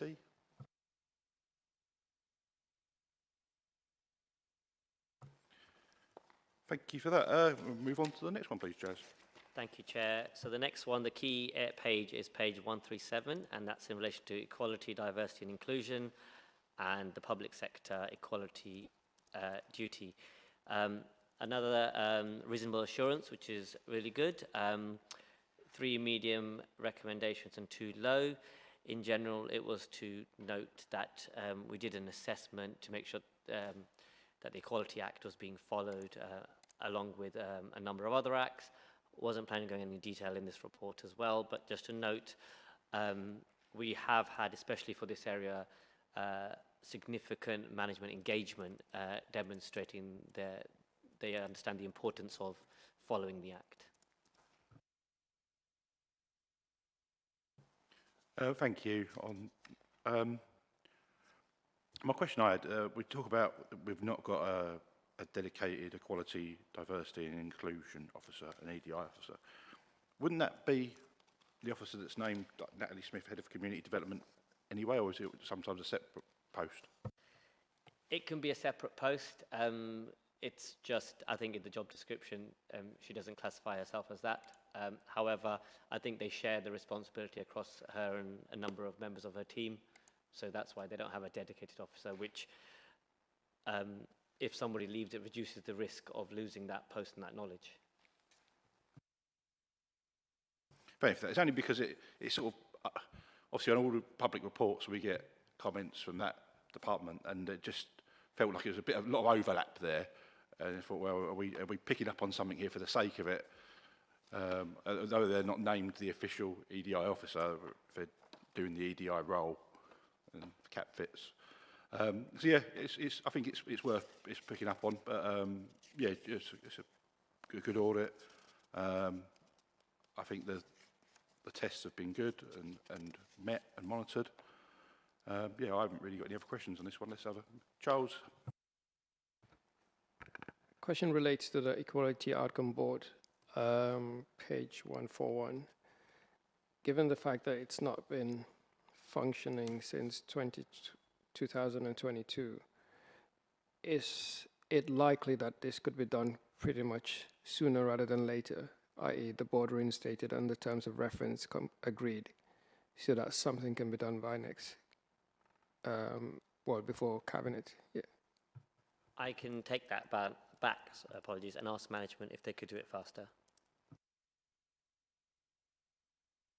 Yeah, I think that's a fair point Charles raised. I mean, it sounded like there was a start of something in July 22, we adopted terms of reference, and then it's just sat on the shelf and nothing's been done further forward, and not met since 2024. So yeah, I think, yep, that would be good to get a reply on that one. Any other comments or questions? Councillor Hurrell. Yeah, I'd just like to say I'm really pleased that we have got person or persons that I don't know if all councils do this or not. I take for granted that they do the equality work. But I'm really pleased that there's someone or persons that do this, because this obviously is so important, and there's rumours that this may not carry on nationally in future. Well, let's hope that's incorrect, but I don't expect a response, obviously. So thank you. Thank you, Councillor. I think that's been noted. Thank you very much. Any other comments or questions on this particular one, on EDI? Jez, this is your name on the slide. If you can move on to the next item, please. Thank you. Thank you, Chair. So the next report starts on page 151. This isn't an audit report where we give a rating. What this is we have reviewed, as it's such a high-risk area in general across, or nationally, we've reviewed a number of IT areas, and we've identified with the IT specialists that work here, what we would look at in year 1, year 2, year 3, year 4, 5, depending on where we get to. And we flagged what we think the key areas we would look at going forward are. So it's almost an assessment across not the whole of IT, but a significant portion of it. And so this report was just to demonstrate our thinking with management, and happy to take any questions over any areas that you'd want to move back or forth depending on which year we've currently allocated them in. Appreciate there's a lot of potential audits there. Some of them will be combined. However, if it's a number of sections you want us to move, we can take that back and review. Thank you. One that springs to the forefront of my mind, Oracle. Pretty much, there is not an audit meeting goes by without us mentioning Oracle. And I just don't know if that's been, if it's maybe should be more than just once every 5 years that's audited. Just your thoughts on that. So yes, absolutely. In the sense of if we said Oracle, yes, you wouldn't normally do it once every 5 years. The reality is by doing a lot of these other audits, you'll pick up, I guess, subparts of Oracle in themselves, just with the way the structure of it is. So data backups will automatically be feeding into Oracle. So it wouldn't just be, we would look at the whole Oracle system. We'd have to be quite specific, otherwise we could be doing it all year to bring you one report. Yep, no, that's fair. There's a lot here, isn't there? There's a lot going on, and it is such a big, big area for the council now.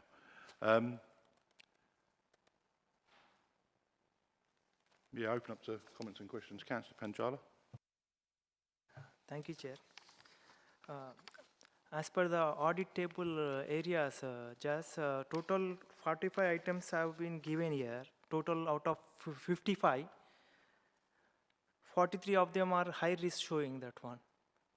So now we are actually, as per our previous agenda items, what you call like a records management, everything we are shifting into the digitalization. Having this many high risks, how safe our documentation digitally, I am having concern about that.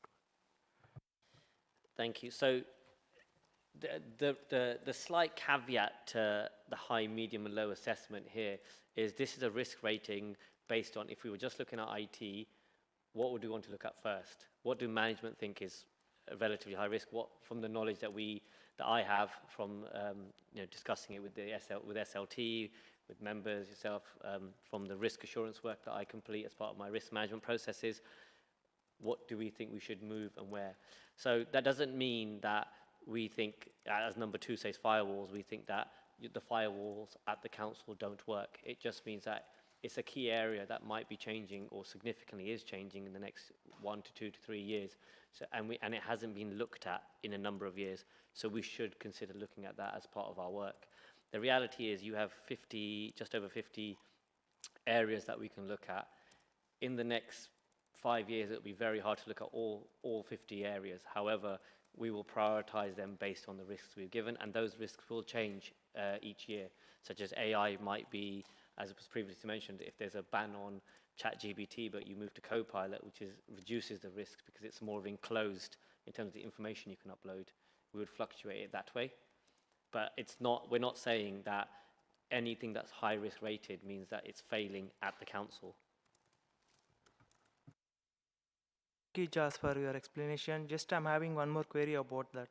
Like, do you have like a experienced, skilled IT experience staff within the council, or we are depending completely on the external team? So one of the things I did when I joined the council is we identified one of my team members who's completed his specific IT qualification, CISA. So he is able to carry out specific IT audits, which we didn't have, so he's just finished that. We will need some external services, which we've used previously. However, that won't be an additional cost. It's encapsulated in the current budget that we've calculated across the 3 years. Thank you, Jas, for your answer. Thank you, Chair.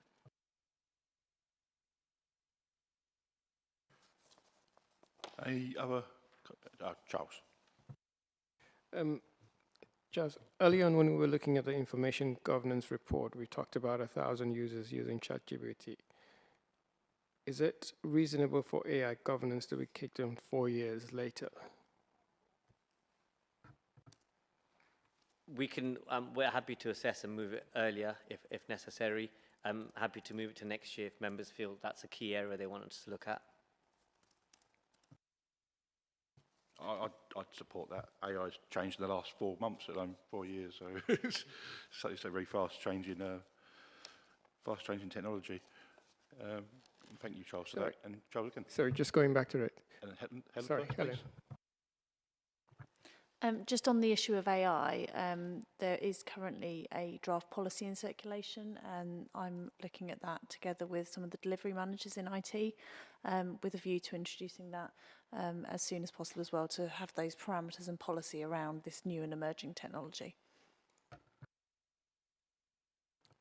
My second question, or related to that, was the fact of how we use AI, broadly speaking. I think we heard about some uses in the council already. Is that something that's going to be looked at in line with network security, or is it going to fall into different parameters along the way?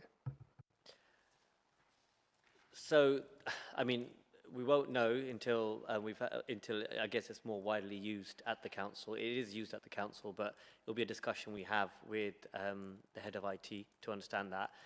If members want us to look at that in detail initially, we are happy to look at that. I guess the balance of all of this will be is where do your fundamental risks sit in terms of in IT?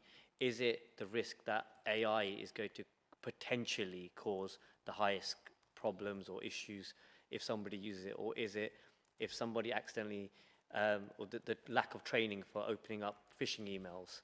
I think that's the balance that we need to, or that management need to maintain, and we should maintain because of the level of resources we'll only have to look at each year. So it's a balance, really. I think my recommendation, if I can make one, is the fact that we need to incorporate some form of review, probably not fully, but partly along the line every year of how we use AI, interaction with users, and what's the best policy, because it could change year on year. I mean, I'm happy to take that feedback back, and if members are happy with that, we can. That sounds good. Councillor Hurrell? Yeah, thank you. I'm not sure where to start here because, as Charles said, AI. We've got 55 they're called auditable areas. 55. You said yourself that we're not sure we can get full 55 in 5 years. Some of these should be looked at every year, surely. So if we prioritise these yearly, and we get the same ones coming up regular, will there be a danger that years 4 and 5 on these, some of these areas will not get looked at? Will they be pushed back and back and back? I think you've got a no-win situation here, to tell the truth. Absolutely. I mean, although there's 55 areas, that doesn't mean there's 55 audits. But the caveat to balance to that is, this is just IT. You have to think we have to look at the rest of the council as well. So where would you like to focus those resources? So yes, IT is an important factor to look at every year and focus on the key 2 or 3 areas every year. But there is a balance over how much you can divulge those resources to it. Yeah, thanks. My second question is relating to what I think you just said to Charles, and you've mentioned it before as well, that members get to decide what gets audited and that.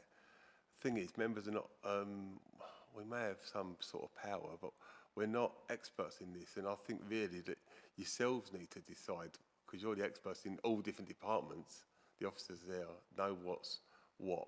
They need to decide the running orders, if you put it that way. If I'm wrong, but surely that makes some sense that the officers decide in their departments what needs to be audited. So just to clarify that, so the way it works is so myself with management would come up with what I believe in my role is the plan for the year or the 3 years. We would then present that to members, which for the last one was approved in February last year for the 3 year. That does change throughout the year. If members feel there's an area that they would like me to focus on, I would take that into consideration as part of my role and discuss it with management, and then we would either present to members why we don't believe it's a risk or an area that you need to focus on, or and that would be me independently concluding that, or me coming back to members saying, yes, I also believe it's a risk, and then I would go and investigate it and look into it. That's reassuring, thank you, because like I said, we're not the experts, so thank you for that. Whenever I see audit plans over 5 years, I just think of LGR coming down the track and how is that going to impact things when we do get to years 4 and 5. I think it's a good outlined strategy for auditing for 5 years. I think there's a lot of areas in IT, like you say, it does touch every part of the council probably. One thing that we've seen in the past is where we don't have enough resource in the teams, in the authority, that sometimes things can slip, like we've talked about SC&D and housing earlier. I mean, how resilient are we in terms of the resource and people in the team for IT? In terms of how resilient we are, the answer is probably not very. However, I guess the context of that is this is the first year we've actually completed an audit plan in 3 years. So there is resilience now being built into that team. We do have external services that we can use if needed. However, with management, what we've been able to do is we've been able to solidify permanent staff members as opposed to relying on agency members, which was done previously. So the resilience is going up. Unfortunately, with LGR coming, I can't guarantee how it might be in the future. No, I appreciate that. No, we've got crystal balls, have we? Any other comments or questions on this one? No, thank you very much, Jazz. If you could move on to risk maturity assessment, please. Thank you. So risk maturity assessment, the key details are on page 167. It's a reasonable assurance report, which I'm hoping is what you would be expecting. So this, in essence, was an assessment of where we've come through the year in relation to your risk processes. So the introduction of JCAD and your corporate risk register now being coming to the audit committee every quarter, and the directorate risk registers being updated every month as well. Happy to pause there and take any questions on that. Open to questions and comments on this. Anything at all? I think it's good. I think there's been some real good work done. I still think we could probably, the training side of things, I think that's just really important. I think we've already spoke about whether it was for purchases or whatever. Training's been mentioned a lot. So yeah, I think the management response is a good step in the right direction on that. Again, I suppose this was December 25 when this was written, and some of it was scheduled for March, but there is strategy and guidance which had not applicable on completion on number 3. That has now been completed and it's uploaded to the Thurrock website. That explains that. Brilliant. And has, since December, has the JCAD had a bit more consistency in its use? Yes. It's now well used across the council. I know we touched on it earlier and it seemed a really good time to bring it up again. So yeah, that's really good news to hear then as well, because I think it is going to be one of the most useful tools in audit. Any other comments and questions on this one from members? Charles. Comment first, well done. Seems to be a lot of work's gone into this part as well, and I can see management's engaged, so that's good. Only comment or question was on the independent assurance. The last report was in 2023, embedded risk management culture. Is there likely going to be one soon, or is this just when we get there? Apologies, what page did you pick that up on? 176. 4.4.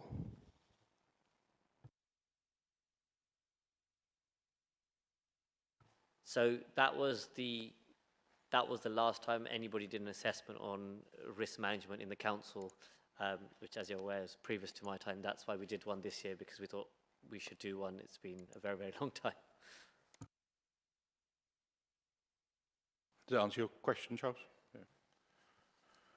Yeah, I think there has been a lot of good work done on this. It's really good to see, and yes, it's not one I'm majorly worried about. It's just nice to see everything that we've said we're going to do is actually being done. Any other comments or questions? Councillor Harold? Yeah, just to finish off really, it feels to me like going through the whole, not just this report, but the whole of the agenda tonight, that as a council we've certainly moved on, we've got better. We're not where we should be, but we're certainly a lot better than what we was.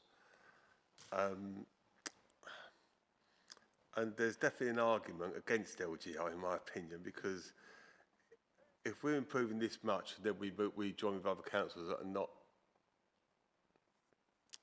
as efficient is the wrong word, but not looking at themselves in depth so much. We could just go down the wrong path again, couldn't we? So, but I just wanted to say that I think we're improving loads, and we've still got a long way to go, like I said, obviously, and the residents know we've got a way to go.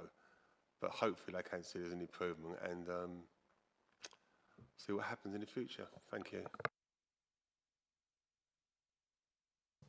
Thank you for that, Councillor. This is the last one, isn't it, of this report? Yeah, it is, I thought so. Any other comments or questions? No? We've got some recommendations around this. If I go to the recommendations. So 2.1, for the reasons set out in this report, the committee is recommended to review the findings, recommendations of each report with particular focus on management responses, including timelines to ensure appropriate actions are in place for corresponding recommendations. Is that agreed? Agreed, yep. Contrary? Brilliant, thank you. Moving on to item 11, the work programme. Do members wish to comment on the work programme?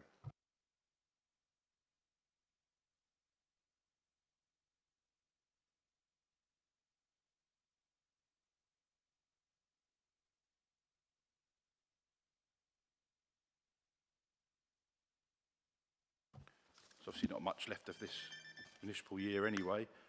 We are going to have a meeting later this month. I think it is confirmed at 16th of March. So that is primarily going to be around the accounts, but also I'd like to add that we invite someone from housing, maybe Toby, to come along to the meeting to go through a bit more detail on what we touched on earlier in an earlier item. Would members be in agreement to that, to take that further? Seen a lot of nods, so that's good. Rightio. So if there's no other comments or questions on that, then I will declare the meeting closed at 20:57. Thank you very much, everyone, and get home safely. Thank you.